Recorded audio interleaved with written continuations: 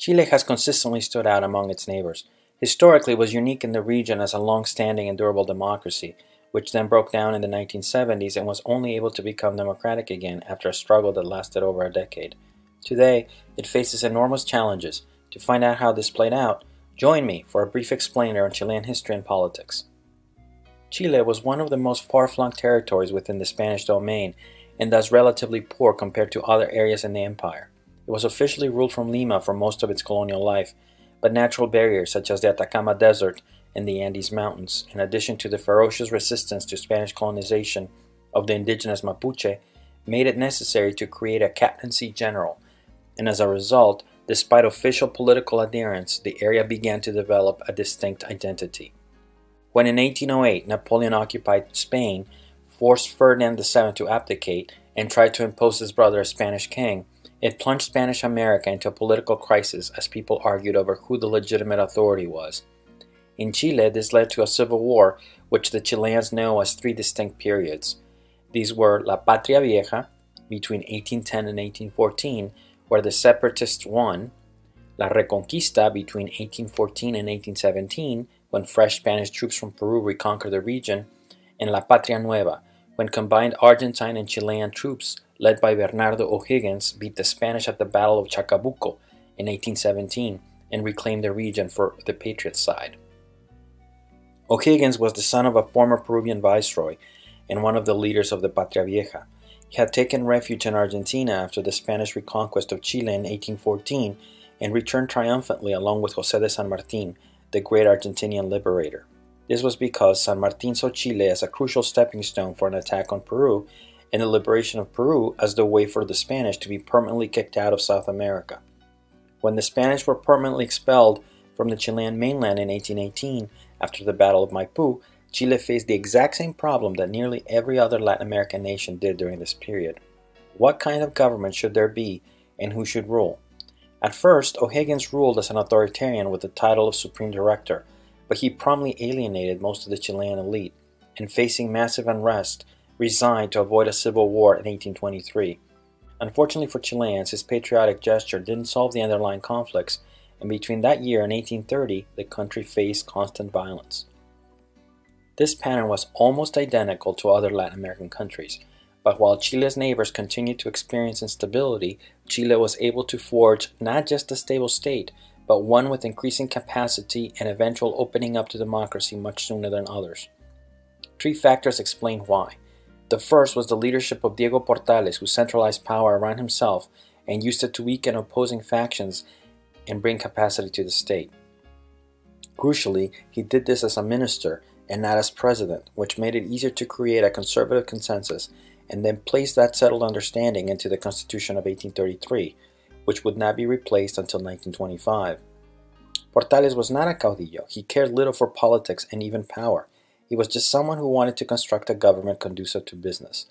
As such, he was not particularly ideological, and this pragmatism made him both ruthless and focused on important development goals, such as making Valparaiso the most important port in the Pacific. The second factor was that a war against the Peru-Bolivian Confederation from 1836 to 1839 deepened the country's nationalism and softened any differences that might have existed amongst the elite. Finally, the third factor was that the successors of Portales followed his example. Manuel Bulnes, for instance, the general in charge of the Chilean forces at the Battle of Yungay, which ended the war against the Peru-Bolivian Confederation, became president for 10 years and then peacefully transferred power. Now, it is true that this was hardly a democracy yet. Conservatives very much controlled politics, and Bulnes more or less chose his successor, but still, this pattern continued with only minor conflicts until 1891. This level of peace quickly allowed Chile to grow economically. Fueled by a mining boom and agricultural exports, especially that of wheat, by 1870 its GDP per capita was twice as big as Mexico, more than twice as big as Venezuela, larger than Brazil, comparable to Argentina, and not quite 3 times what Peru would experience until 1896. The economic boom and government capacity quickly brought it into conflict with its neighbors. Nitrates in the Atacama Desert became valuable as a component of gunpowder.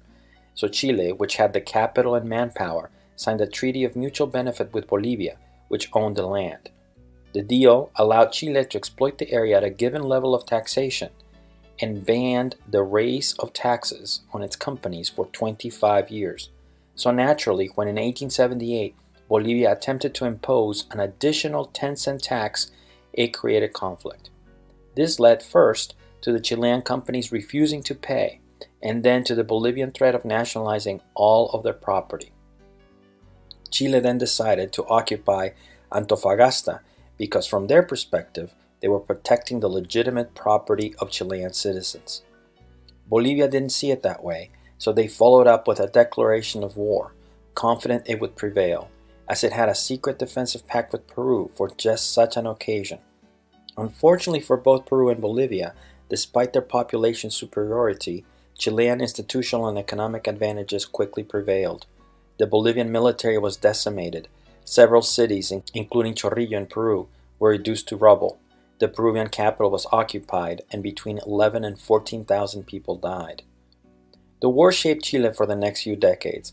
It not only gained over 10,000 square kilometers of land that the state could reap huge tax benefits from, and which would lead to massive public works and government spending in education, but also led to a dramatic improvement to its military, which would then be used to bring the southern Mapuche lands fully under the control of the Chilean state. In turn, the Chilean government would then encourage European immigration to the area, leading to tens of thousands of Italians and Germans settling in the region, especially in the vicinity of Puerto Montt. The war's success also extended Chile's oligarchic government. In the decades between 1861 and 1891, what the Chileans called a liberal republic, liberals had taken over the Chilean political machinery but had been unable to reform Portales's conservative constitution. This often led to deadlock and bitter rivalries. In 1891, a standoff between Congress and President José Manuel Balmaceda finally exploded into a civil war. The Chilean military became divided between those who supported Congress, the Navy, and those who supported the President, the Army. Balmaceda and the Army lost, so the President found a refuge in the Argentine embassy, where worried the new government would not give him a fair trial, he committed suicide. After the 1891 war, Chilean oligarchical politics continued, even as power shifted from the President to Congress. Still, with growing mobilization of the middle and new working class, powerful movements began to challenge the authority of the oligarchy. As nitrate, coal, and copper production expanded, so too did the demand for workers' better conditions. It didn't help that the economic boom had vastly exacerbated inequality, both rural and urban. While the oligarchy enjoyed massive houses, workers in Santiago lived in squalor. Whole families had to make do in single rooms inside of conventillos, rental housing with common kitchens and bathrooms. Even worse, the politics of the day prevented any of these demands from being channeled to those in power. Thus, the so-called Parliamentary Era from 1891 to 1925 was one where the working and middle classes continued to grow but were excluded from political power. The breakdown of the system occurred in 1925 with a double military coup. The latter, led by young officers mostly from middle and working classes, paved the way for a new constitution which was shaped by the then President Arturo Alessandri, a man who had originally surfaced in the political scene as a great hope for the working class, but which had since disappointed many of them.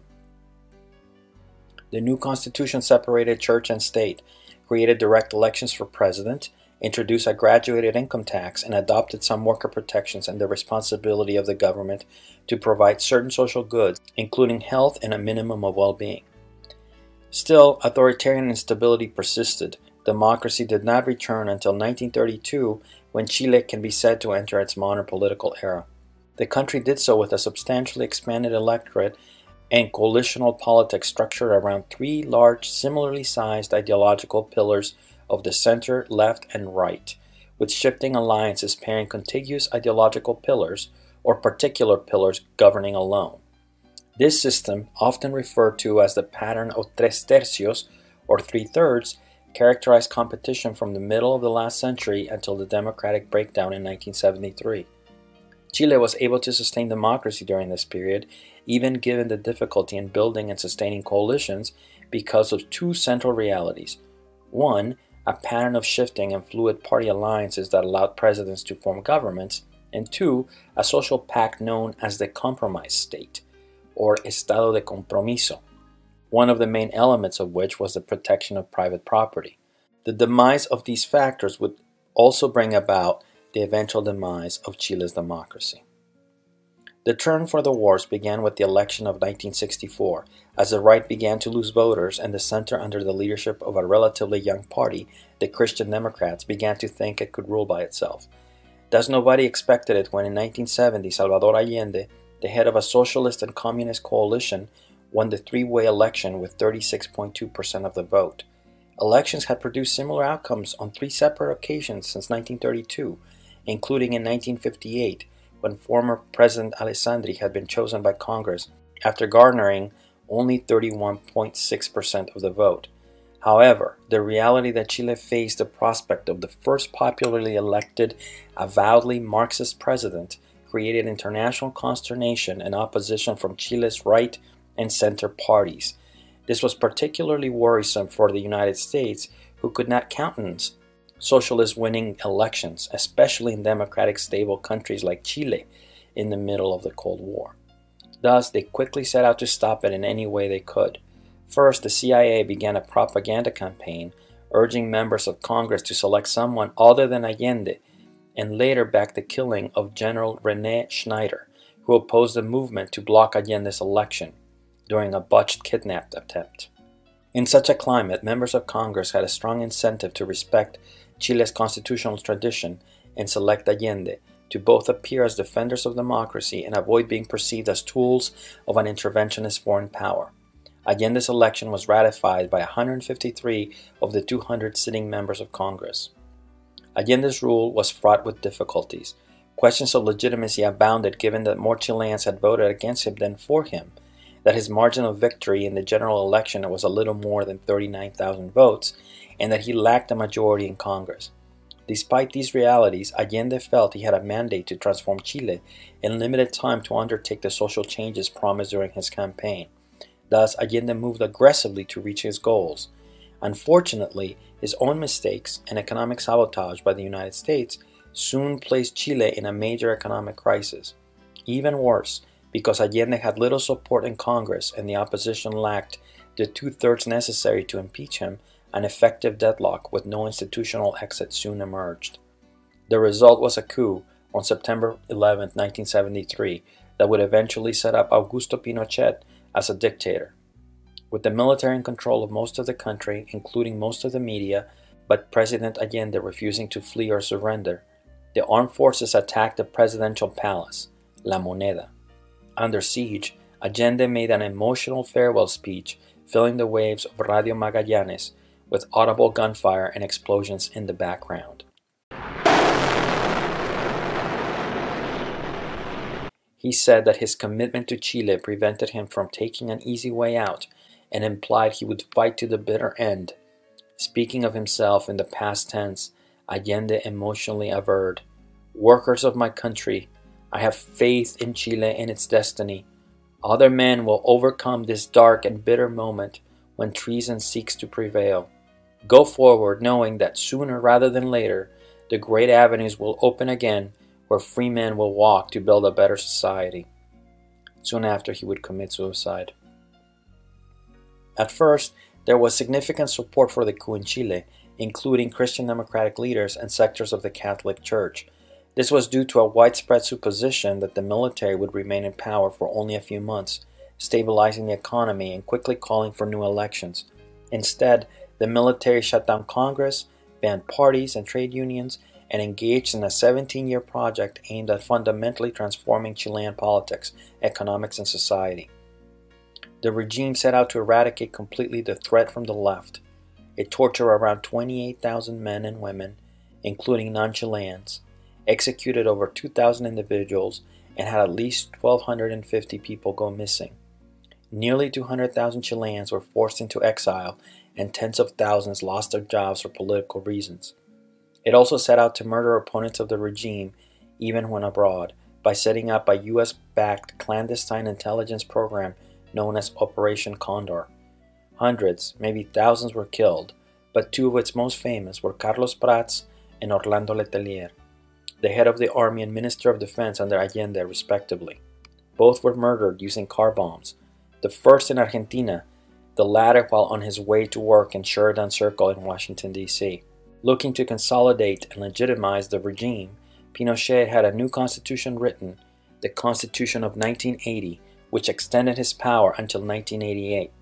In addition, its electoral system was explicitly designed to diminish the left's power, overrepresented Pinochet supporters in the Senate, including the creation of a senator for life position for Pinochet himself, and gave the military an enormous amount of autonomy.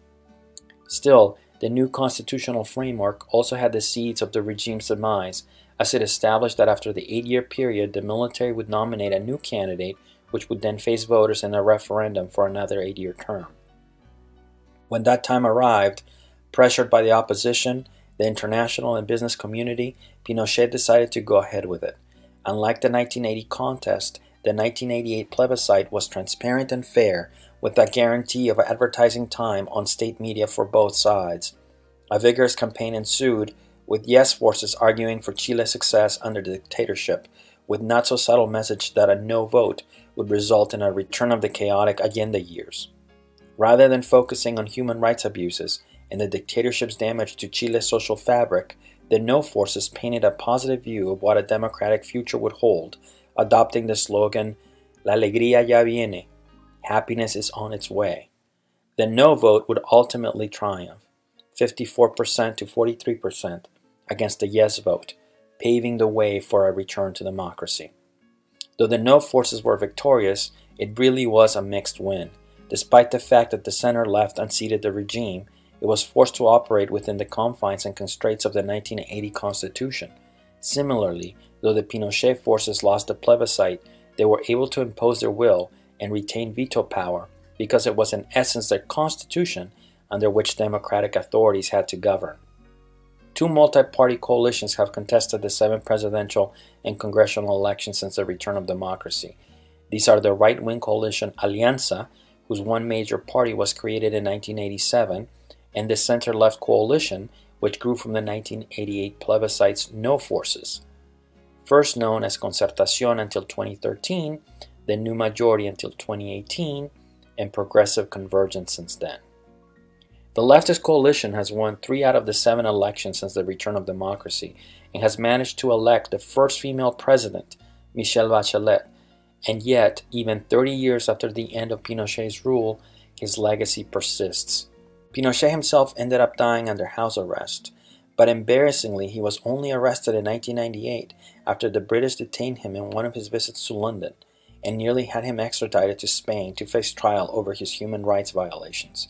Eventually allowed to return to Chile in 2000, his final days were filled with investigations that showed him to be in multiple corruption scandals, including tax evasion, arms trafficking, and money laundering. One of the most important elements of Pinochet's legacy is the economic one.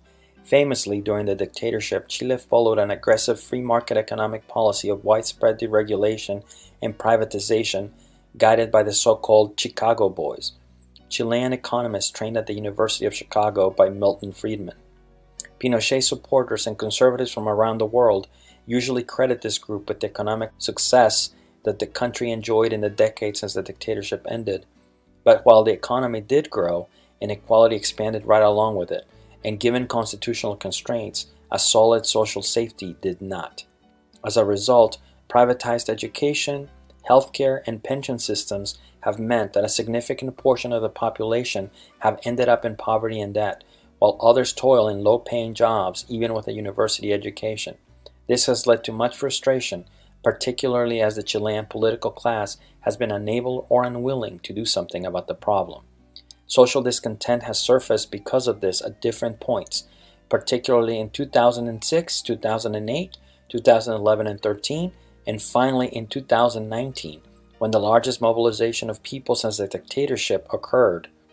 The latter was so massive and caused such level of unrest that Sebastián Piñera's government was forced to pass a number of measures aimed at dealing with the core demands, including the calling for a referendum on a new constitution. And so, a constitutional referendum was put to Chileans on October 25, 2020, which they approved overwhelmingly, 78 to 21%. It will be the first time that a Chilean constitution will be open for approval by a majority of its population, and that those who write it will also represent its population more closely, including the first time anywhere in the world that a charter of this type is written by a body that is at least 50% female. Hope seems to have returned to the country somewhat. While this might be enough to leave Pinochet's legacy behind, it is not yet clear if it will provide a true framework to solve the problems that currently plague Chile. Chileans have the last word on that.